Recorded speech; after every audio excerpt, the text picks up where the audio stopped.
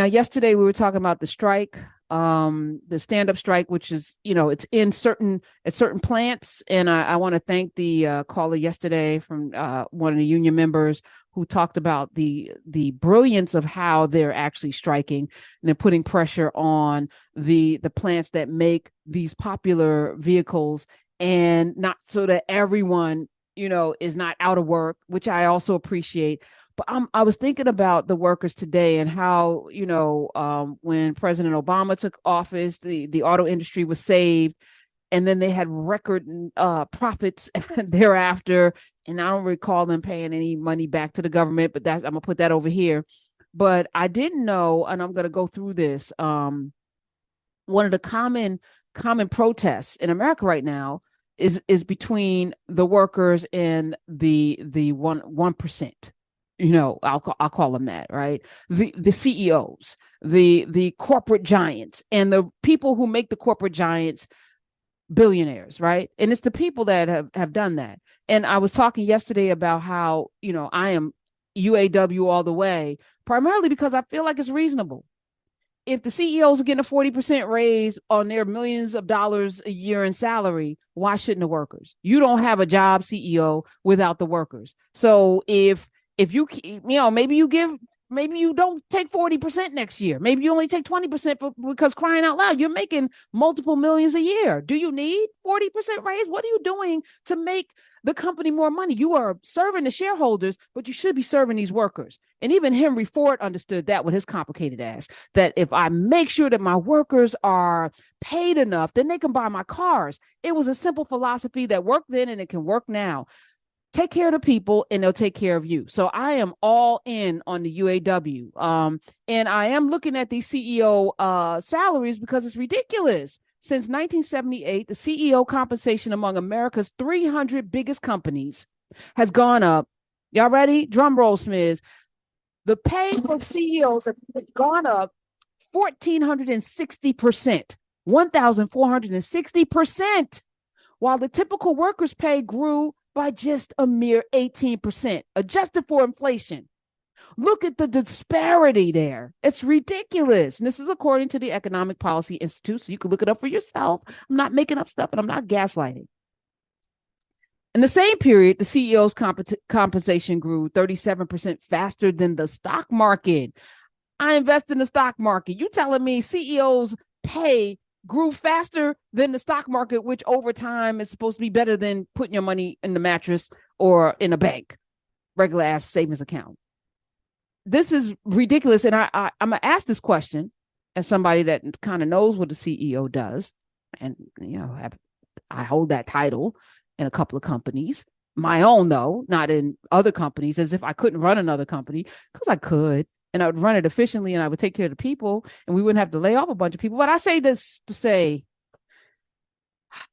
it's just it's so frustrating, because anybody with a brain can look and see that it's not hard to spread this out, and that the trickle down doesn't work, and that paying somebody, for example, the GM CEO, her name is Mary Barra, Barra, or Barra. Barra, Mary Barra. She is the highest paid executive among the big three that the UAW is fighting against right now. She made $29 million last year. This was a 34% increase over the last 4 years. 34%. She made $29 million last year. Please tell me what Mary Barra did to deserve $29 million. And if you tell me that she drove GM to record profits, I will ask you, how exactly did she do that? And if you told me she did it by laying off people, I'm going to give you the middle finger, because that's some bull crap. That's a spreadsheet parlor trick that Enron tried. I'm not saying there's anything illegal. I'm just saying that you can do things on a spreadsheet, and then the shareholders are happy because they get more money. But what about the people that make the cars and make the cars run and make it possible for you to be a CEO of anything? Don't they deserve? And why are you waiting for this let them eat cake moment when you could have staved this off? I would have looked at it and said, okay, we got a problem. Let's look at how we can. All right, I made $29 million last year. I don't really need $29 million. So how about you freeze my raises until we can figure this out? I ain't even telling her to give back the money. How about we freeze your raises? Do you need a raise? You need a 30% raise over $29 million next year? So she was in an interview with CNN. She defended her compensation package. Here's what she said. She said, 92% of it is based on performance on the company. But the performance of the company is based on the workers, lady. Hello. So if 92% of your salary is based on the performance of the company, which is based on the performance of the people, you just made the argument for the UAW. So her compensation is tied to the GM stock and bonus incentives set by the automakers board. She also enjoys a base salary. Her base salary is $2 million. So the rest of it is like the other $27 million comes from the bonuses. This is amazing. So a CEO may get a multi-million-dollar bonus as a reward for the company hitting a profit target. And she hit that target in 2021. But a company's profit depends not only on bringing in hearty revenue, but also on keeping costs down. So that includes workers' pay. So there's no incentive for her to give them more money. Because if you keep the pay low, this feels very much like sharecropping or something like it. Because if I'm making all the money and then I'm giving people peanuts because that makes me more money, would I be incentivized to give them more money? Probably not. So among the other big three, the CEO, Stellantis' CEO Carlos Tavares made $24.8 million last year, which is a 22% increase over the previous year. And Ford CEO Jim Farley took in $21 million in compensation, which has nearly doubled, a figure that has doubled since 2020 when he was promoted to the top role as chief operating officer.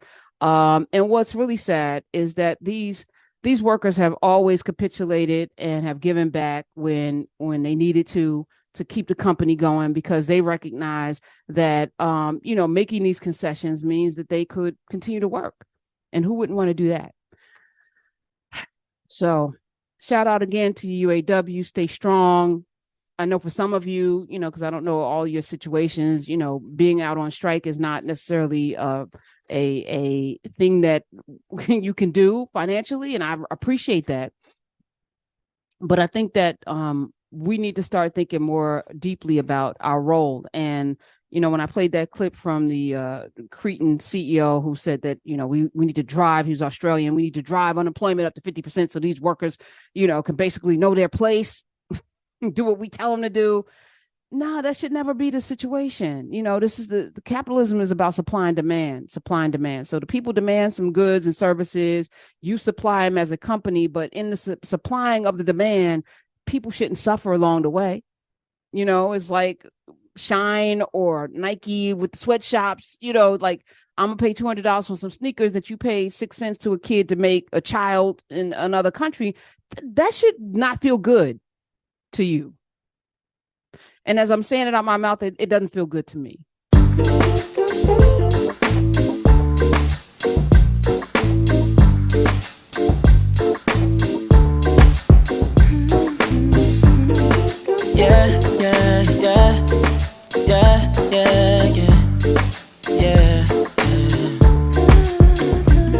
I run my fingers through her hair as she smiles and says that she loves me.